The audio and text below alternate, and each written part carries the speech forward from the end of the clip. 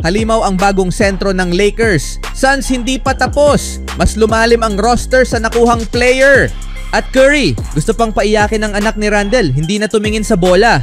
Ngunit bago ang lahat, kung gusto nyo ng matibay na running shoes, new men's and women's trendy shoes with shock-absorbing durable sneakers, mabibili lamang sa halagang $1,999. I-click lamang ang link sa comment section. Ang deadline ng NBA trade ay ilang linggo na lang at inaasahang magiging aktibo ang Los Angeles Lakers sa paghahanap ng roster upgrade bago ang Pebrero 6. Sa kasalukuyan, gumawa ang team ng isang hakbang nitong Huwebes bago ang laban nila kontra Miami Heat sa Crypto.com Arena. Ayon kay Michael Scotto ng Hoops Hype, tinanggal ng Lakers si guard Quincy Olivari na nasa two-way deal kasama ang team at karamihan ng oras ngayong season ay ginugol sa South Bay Lakers sa G League. Nakakuha si Olivari ng pansin mula sa mga opisyal ng Lakers sa Summer League at NBA preseason, kung saan mabilis siyang naging paborito ng mga fans bilang isang dynamic scorer sa backcourt ng Los Angeles. Sa edad na 23, naglaro siya sa 2 NBA games ngayong season para sa Lakers, ngunit karamihan ay sa garbage time at hindi talaga nabigyan ng pagkakataon na maipakita ang kanyang husay sa sikat na prangkisa. Ayon kay Jake Fisher ng Bleacher Report, plano ng Lakers na pumirma ng kontrata kay Trey Jemison upang punan ang posisyon ni Olivari bilang isang two-way player. Ang 25 taong gulang na sentro ay naglaro sa 16 na laro kasama ang New Orleans Pelicans ngayong season bago mapunta sa Lakers matapos tanggalin si Olivari. Matagal nang naghahanap ang Lakers ng karagdagang frontcourt depth mula pa noong NBA free agency nitong summer.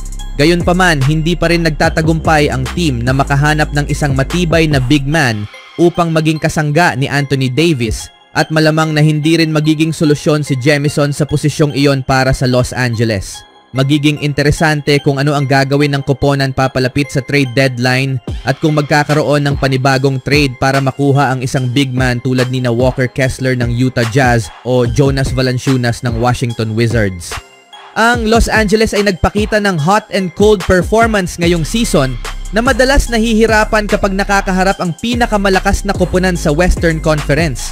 Kahit na ang trade para kay Dorian Finney-Smith ay tila hakbang sa tamang direksyon, kinakailangan pa rin ng karagdagang mga hakbang upang maging lehitimong contender ang team sa West. Naniniwala si LeBron James na magpapabuti ang koponan sa susunod na 2 buwan. Ano man ang mangyari, maging ito man ay panibagong trade o pagsisikap na maayos ang synergy ng kasalukuyang roster. Anong masasabi nyo dito mga kaibigan? Speaking of hakbang, si Kevin Durant at ang Phoenix Suns ay mas lumalim pa matapos ang pinakabagong pagbabago sa kanilang roster ngayong season. Ayon sa ulat ni Shams Charania ng ESPN, nagkasundo ang Charlotte Hornets at Suns sa isang deal na nagpapadala kay Nick Richards at isang second-round pick sa Suns kapalit ni Josh Okogie at 3 second-round picks. Ang Phoenix Suns ay matagal nang nasa gitna ng iba't ibang trade rumors habang sinusubukan nilang bumuo ng pinakamahusay na team sa paligid ni na Devin Booker at Kevin Durant. Sa mga koneksyon sa mga bituin tulad ni na Jimmy Butler, Zach LaVine at iba pa, malinaw na mataas ang ambisyon ng organisasyon at handa silang magbayad ng malaki para mapalakas ang kanilang roster. Sa pagkuha kay Richards, nadagdagan ng Suns ang kanilang depth sa center position, nagbibigay ng mas matibay na depensa, mas maraming versatility sa frontcourt at alternatibo kay Yusuf Nurkic na kulang sa depensa. Si Richards, 27, ay na-draft bilang ika-12th overall pick with Pelicans, ngunit buong karera niya ay ginugol sa Charlotte Hornets. Samantala, nakuha ng Hornets si wing guard Josh Okogie na nag-a-average ng 6 na puntos ngayong season. Bukod sa kanyang mahusay na two-way play, ang 3 first-round picks na nakuha ng Hornets ang tunay na panalo sa trade na ito na makakatulong sa kanilang rebuild para sa hinaharap. Hindi pa malinaw kung may iba pang galaw na gagawin ang Hornets, ngunit malamang na hindi pa ito ang huling trade ng Suns ngayong season. Ipinahayag ni Suns team owner Matt Ishbia na gagawin niya ang lahat para magtagumpay ang kanyang koponan at kasalukuyang nakatuon ito sa pagpapatibay ng suporta sa kanilang mga star players. Ang galaw na ito ay nagpapatunay na hindi pa nagtapos ang Suns bago ang deadline. Sa kabila ng no-trade clause ni Bradley Beal na naglilimita sa kanilang galaw, patuloy na gumagawa ng mas maliit na deal ang Suns upang ayusin ang kanilang mga kahinaan at itaas ang tsansa nila bago magsimula ang playoff push. Kakailanganin pa ng ilang panahon bago makasama ni Richards ang kanyang bagong team, ngunit kailangang maglaro muna ang Suns nang wala siya. Anong masasabi nyo sa trade na ito mga kaibigan? Golden State Warriors versus Timberwolves, ang pang-apat at huling pagkikita ng dalawang team sa season. Sa unang quarter, mainit ang simula ng halos buong players ng Warriors. Unang puntos kay Andrew Wiggins mula sa magandang pass ni Santos. Speaking of Santos, Gisantos impact agad. Isang tres ang ginawa sa corner. Mula sa pass ni Jackson Davis, wala ng 10 minuto. Nagpakita ng magandang rotation ng Warriors sa bola na naghatid sa open basket kay Schroeder. Tagumpay ang attempt. Napaaga ang timeout ng Wolves. Wala nang 8.5 minuto sa quarter. Nagbigay ulit ng tres si Curry para sa Warriors. Nasundan pa ito ng magandang assist at tinapos sa isang reverse layup ni Gisantos. Malapit na sa 7.5 minuto. Dito na nakapuntos ng unang basket ang Wolves mula kay Donte DiVincenzo. Buddy Hield kakapasok lang, nagbigay agad ng 2 puntos para sa Warriors at nasundan pa ito ng isang malayong tres mula kay Stephen Curry over Rudy Gobert.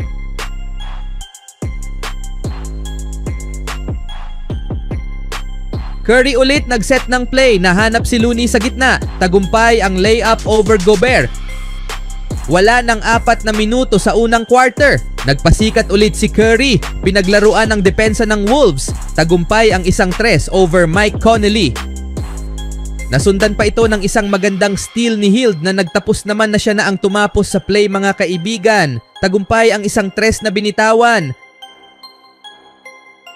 At ito ang masakit. Nasundan pa ng isang tres mula sa open na si Curry. Mula yun sa pass ni Looney, napatawag ng timeout ang Wolves. Sa pagbabalik, nahawa na rin si Dennis Schroeder. Sumali na sa usapang tres mga kaibigan at nasundan pa ito ng isang magandang lob pass patungo kay Jackson Davis. Sa second quarter, Veterans Connection, Stephen Curry to Gary Payton. Tagumpay ang pick and roll na nagtapos sa layup ni Payton. Sinundan naman ito ng 2 puntos ni Buddy Hield sa baseline. Parang gusto ng maniguro ni Hield mga kaibigan. Ngunit isang pagkakamali dahil naipasok ulit nito ang isang puntos mula sa tres. Dinala ang Warriors sa 47-28. Nakabawi naman dito ang Wolves sa open tres ni Donte. Wolves dumidikit na sa Warriors. Buti na lang nagpakawala ng isang tres si Moody. Pasok yon. Curry nagpakita ng handle. Nakahanap ng butas. Tagumpay ang floater. Sa third quarter, circus shot. Paano na ipasok ni Curry ang layup na ito over kay McDaniels?